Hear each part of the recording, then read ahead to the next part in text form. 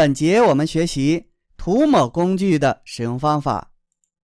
在这里我们找到涂抹工具，它和我们前面所学的混合气画笔工具非常相像，可以看作混合气画笔工具的一个简化版。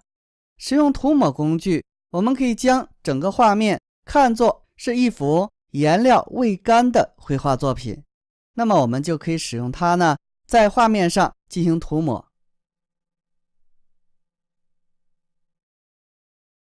就像用手指头在没有干透的画面上进行涂擦一样。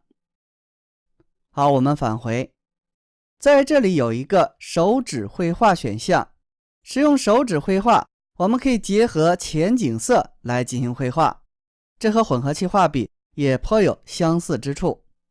就好像我们用手指头蘸着一些颜料，在没有干透的画布上进行绘画一样，在起笔的时候呢，会有占有的这个颜料产生一个颜色，在后面的绘画呢，和不使用手指绘画得到的效果是一样的。这里有一个强度选项，当我们使用比较强的强度的时候呢，手指上所占的颜料量会非常多。当强度减小的时候，手指上占的颜料就会比较少。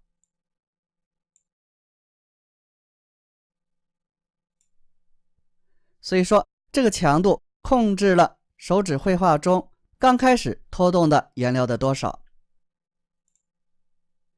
如果取消掉手指绘画的话，那么这个强度就类似于画面中颜料没有干透的程度。强度越大，我们拖动得到的效果也就越强。强度越小呢，我们拖动得到的效果就会越弱。相比之下，很明显可以看到这一点。这些其他选项我们前面都已经学过了，这里不再详细讲解。